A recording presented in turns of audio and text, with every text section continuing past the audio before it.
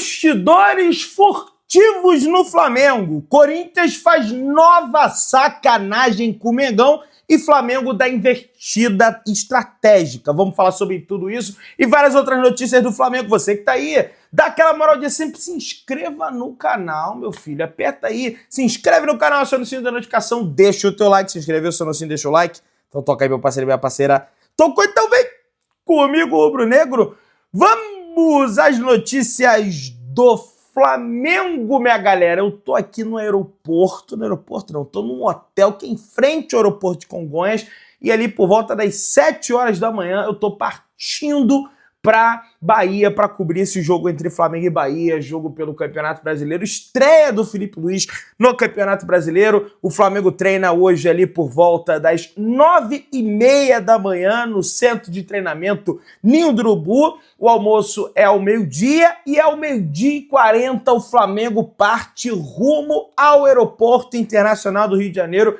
O Galeão, o voo do Flamengo rumo à Bahia parte ali por volta das 3 horas da tarde. Quando for 5h05, o Flamengo já pousa na capital baiana, já pousa em Salvador. E o Flamengo na Bahia, minha galera, vai ficar hospedado no hotel Deville Prime Salvador. É um hotel que, não sei, é ali em Itapuã, é próximo a Itapuã, é bem próximo ao aeroporto, é um resort, para falar a verdade, é bem isolado ali, justamente para dar essa comodidade, essa concentração para os jogadores do Flamengo, mas a gente vai fazer o possível para filmar a chegada, para filmar a torcida do Mengão, que certamente vai estar lá presente. Hotel Deville Prime Salvador. Então já anota aí, soteropolitano, acho que é assim que se fala, perdão se eu estiver falando errado, para você acompanhar aí, tá, a chegada do Flamengo, beleza? Negócio é o seguinte, minha galera, o Flamengo, né, tem esse treino da manhã e depois parte da Salvador para Salvador, como vocês puderam ouvir aí, e em estreia de Felipe Luiz, vestiário teve uma cobrança por um Flamengo objetivo, ou seja, um time que não fica ali rodando, circulando a bola, o famoso time arame liso, que era o time do Tite, e fé no título brasileiro. Em conversas antes do jogo contra o Corinthians, atletas se negaram a desistir do Brasileirão e se cobram por objetividade e verticalidade em campo, minha galera, o que não vinha apresentando o trabalho do Tite aí nos últimos jogos, né? O mantra dos jogadores no vestiário antes da bola rolar na estreia do Felipe Luiz foi atendido. A vitória por 1-0 não traduziu a superioridade do Flamengo no Maracanã. O modo arame liso demonstrado nos últimos jogos, em especial contra o Peñarol, foi desligado. O rompimento com um jogo mais lento apresentado nos últimos jogos foi premeditado. Com Gerson como porta-voz, os atletas criaram um ambiente vibrante de autocobrança e exigência por um basta na falta de objetividade, tá? E aí você, na vitória por 1-0 também do Flamengo em cima do Atlético Paranaense, você teve um time nada objetivo, apesar da vitória. Você não teve a profusão de chances que o Flamengo criou contra o Corinthians, o volume de chances, o Flamengo só precisa ajustar aí as finalizações, porque as finalizações realmente estão muito aquém, mas os atletas vão tentar buscar aí o Campeonato Brasileiro. Para isso precisa vencer o Bahia fora de casa, né? Coisa que já fez nessa temporada com o Tite. Aliás, já venceu o Bahia 3 vezes na temporada, né? Vamos torcer para que o Flamengo realmente consiga aí uma vitória. Depois do Bahia, no confronto pós-data FIFA que o Flamengo vai ter, o Flamengo enfrenta a equipe do Fluminense, que vai estar desfalcada de 3 jogadores importantíssimos. O Keno, o Bernal e o Marcelo, lateral esquerdo, estão suspensos por conta do 3º cartão amarelo. Não jogam contra o Flamengo. O Fluminense venceu o Cruzeiro numa cagada absurda, porque o Cruzeiro perdeu gol, uma profusão de gols, né? E vai enfrentar o Flamengo. E o Arias é dúvida. Só que em contrapartida, a Arrascaeta é dúvida, o Varela é dúvida, o Gerson é dúvida, o De La Cruz é dúvida. Então a gente também deve ter alguns desfalques. O Flamengo precisa vencer o Fluminense se quiser se manter vivo na batalha pelo Campeonato Brasileiro. também garantir logo a Copa Libertadores ali na fase de grupos e também rebaixar o Fluminense. Então só tem coisa boa aí com essa vitória do Flamengo para cima da equipe do Fluminense.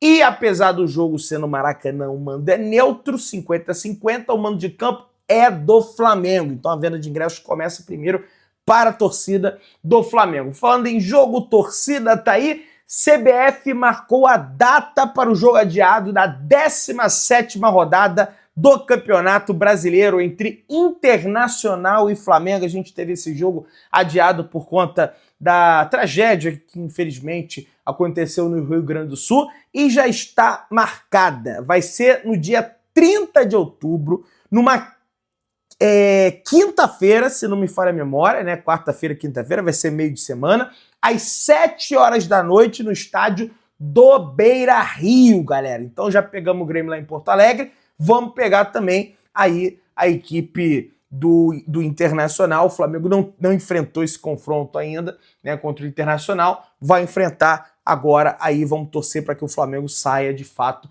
vitorioso, beleza? Vitorioso foi o sub-20 do Flamengo, saiu o Filipe Luiz, mas assume Kleber dos Santos, galera. Olha aí, Kleber dos Santos foi apresentado ontem aos garotos do sub-20 como novo técnico para a substituição do Filipe Luiz. Filipe Luiz que tem essa coisa, né, a favor dele, que é de conhecer as categorias de base do Flamengo e vai, em contrapartida, lançar vários atletas aí. Lógico que agora é um cenário complicado, um cenário ali de muita pressão, então você tem que ter muito cuidado com esses garotos. Falando no Filipinho, o ex-goleiro ídolo do Flamengo destaca a mentalidade do Filipe Luiz comparando a Jorge Jesus e Simeone.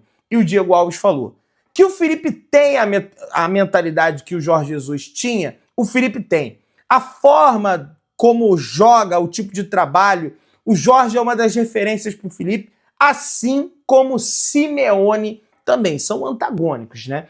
Tem personalidades fortes, os dois atletas, os dois treinadores, né? Lógico, corrigindo, mas tem um método de trabalho diferente. Simeone arma, retrancas, equipes defensivas, aquela coisa toda, e o Jorge Jesus já é mais ataque, marcação, pressão, time intenso, aquela coisa toda, né?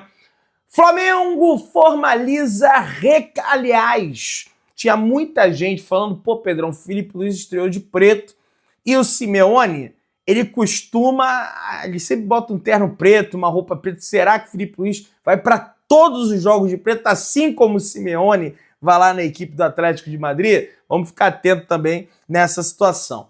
O Flamengo formalizou uma reclamação na CBF sobre a arbitragem da vitória contra o Corinthians. O clube aponta 2 possíveis erros. Pênalti de Héctor Hernandes, para mim foi pênalti, para especialista de arbitragem na televisão foi pênalti, só não foi pênalti para o senhor Rodrigo Toschi Marques, que sequer chamou o Wilton Pereira para analisar no VAR. E também o Flamengo reclama do gol anulado do Gabigol. O Flamengo usou 2 exemplos recentes. Pênalti em São Paulo e Botafogo, né, na Libertadores, que são árbitros geralmente são menos permissivos com pênaltis, com faltas, a gente sabe disso, e foi marcado o pênalti para o São Paulo igualzinho, e no Grêmio e Atlético Mineiro, né, que foi um confronto lá que marcou o jogo, inclusive, da reabertura da Arena do Grêmio, e foi marcado um pênalti para o Atlético Mineiro, que o jogador do Grêmio sobe, bate na mão, meu amigo, pênalti, não tem essa história da carochinha, mas para o Flamengo isso infelizmente não aconteceu. O Corinthians faz muita pressão nos bastidores, justamente para pressionar a arbitragem. Estou curioso para ver qual vai ser o árbitro que vai apitar a partida de volta, né? Porque o Flamengo precisa tomar essas decisões de bastidores para que não seja prejudicado, beleza? O Corinthians... Rapaziada, olha só, gente, vamos lá.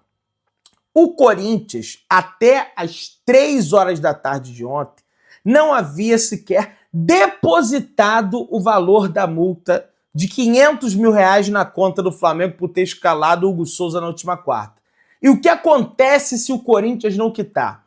Por contrato, segundo o Vene Casagrande, o Corinthians só poderá exercer a cláusula de opção de compra se efetuar o pagamento dessa multa pela escalação. Ou seja, o Flamengo está tranquilo. ou recebe os 500 mil do Corinthians, ou ficará impossibilitado de comprar o goleiro hoje, que é peça fundamental do Corinthians, é titular do Corinthians. Para mim, essa regra é uma vergonha. Para mim, o pagamento dessa multa tinha que ser antes do jogo. Não pagou a multa, não entra em campo.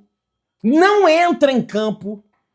Porque agora eles estão dando, além de não pagar o Mateuzinho, não paga a multa de um cara que foi primordial para que o Corinthians saísse com empate no Maracanã. Isso é uma vergonha, gente. Alguma decisão precisa ser tomada. Não pagou, não joga. E pro segundo jogo, se o Flamengo der mole, eles vão fazer a mesma coisa. Porque eles não têm dinheiro. Eles não têm grana. Essa é a realidade. Se inscreva no canal, acione o sininho da notificação, deixa o teu like, tamo juntão, saudações rubro-negras, partiu Salvador.